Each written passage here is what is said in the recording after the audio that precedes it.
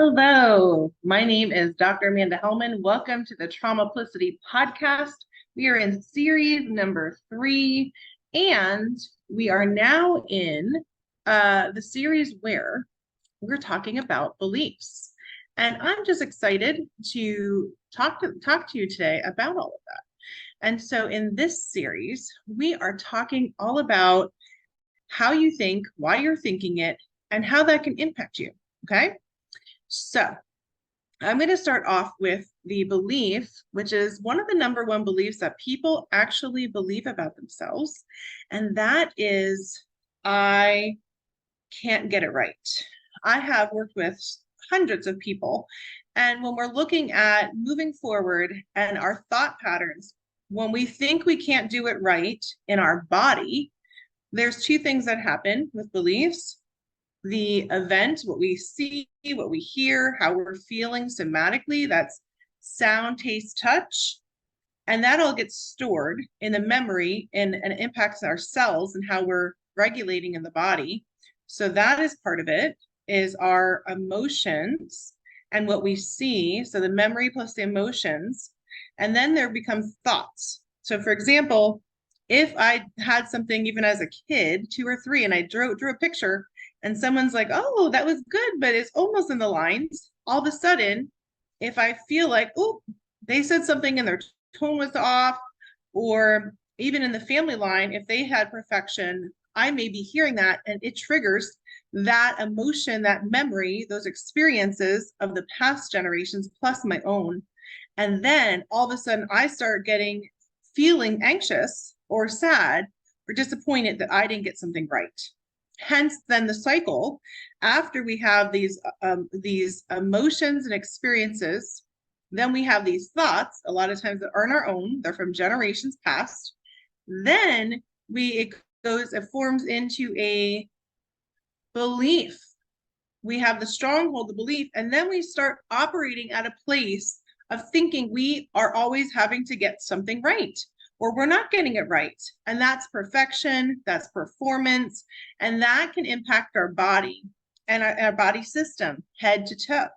And so many people struggle with the belief of not getting it right. And when we think about not getting right, there's other ones that go with that, right? I have to do this 100% well. I have to have perfection. I have to do this well. And as we keep thinking that, we get stressed and we get stuck. It can lead to people isolating. It can lead to people stopping their dreams because they're afraid. It can lead to constantly doing something over and over and over again because you're afraid to get something wrong or afraid of other people saying that was wrong. And so this can lead to an ongoing pattern of constant work and not being in a state of rest. I've been there, done that, wore the t-shirt. So this is nothing new to me, but I want you to think about all of this because I want you to think about your life. This happens to more people across cultures, believe it or not, because a lot of times I can't get it right could be due to past generational trauma, and it could lead to fears where people didn't get something right. There could have been something where business deals, financial things didn't happen, or we did something and it didn't work out right and we lost the business deal, or there was a relationship and we felt like we couldn't do it right, or there was something at work and people lost their jobs, or people lost things because they felt that they couldn't get it right. They had to perform, they had to achieve, and it led to less than. It led to disappointments, it led to devastations. And how that can impact your life is that you're not enjoying life. You're working through all of these things, but it's not helping you enjoy your life. You're in fact being held back from truly living in abundance. And so when we can't get it right, it can be that it could lead into people pleasing. It can lead into constantly having to do things all the time over and over. And I said that, but like the longer periods where you miss time with family, you skip out on things that you enjoy because you feel the need to get it right. And it's this deep pressure and burden performance cycles that happen. And so if that's you, you're not alone. First of all, the purpose of this beliefs book that I'm doing, and I go into greater detail and have some really good tools to help you. The whole point of this is to help people know that you're not alone, and that other people are thinking this. And in fact, there might be other little, I always say there's a belief, but then there's many other dialogues that happen. And there's a way to rewire the brain. That's what I do with coaching. I help people rewire their brain, release their negative narrative, release these core beliefs and the emotions and the experiences and everything with it, rewire it, and even not just your own, but your generational, your family beliefs, so that you can walk in freedom and rewire your brain, and then help you unlock your potential, unlock your voice, unlock your true passion, moving forward with creativity, the way that you were designed. And that's how it should be. So again, these beliefs happen. And a lot of times I'm realizing in my own healing journey and in revelation with neuroscience, physiology, neurobiology, counseling background, education, leadership, that these beliefs can impact people in fact, in such profound ways. And the reason why I was writing that belief, I realized so many people are stuck in their thoughts in their head and the beliefs that have formed, and it is holding them captive. And you might think on the outside they're high achievers or high performance, highly driven, but they're driven by these beliefs that are false narratives that impact them and keep them stuck in these cycles of having to do on and on doing lots of work.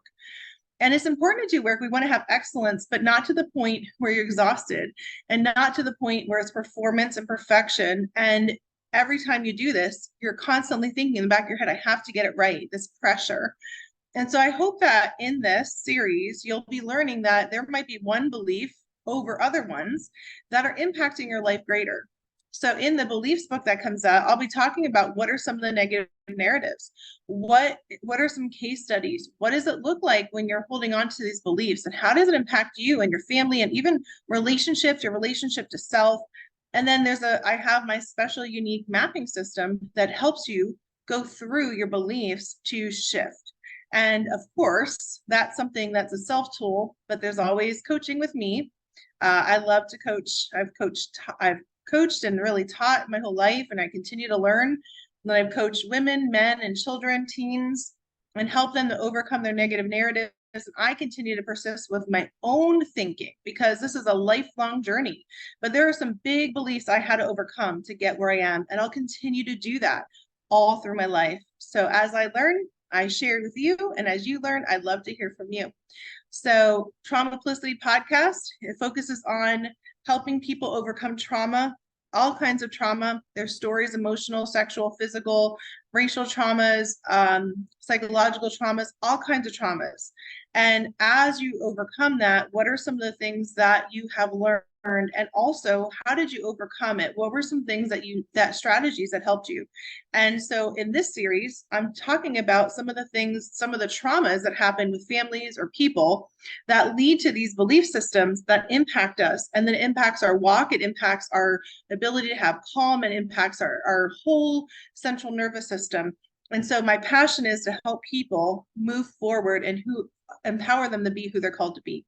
So I hope you continue to enjoy the series. Certainly it'll be on, this is the video podcast of Traumaplicity, and look out for the audio of Traumaplicity and all the podcasts to come, because there's so many, but this series is focused solely on beliefs. All right, have a great day, and tune in to Traumaplicity every Wednesday at 7:00 p.m. Eastern Standard Time on the Amanda Helman Author and Speaker Show, YouTube, and we also are on Spotify and the podcast. Take care.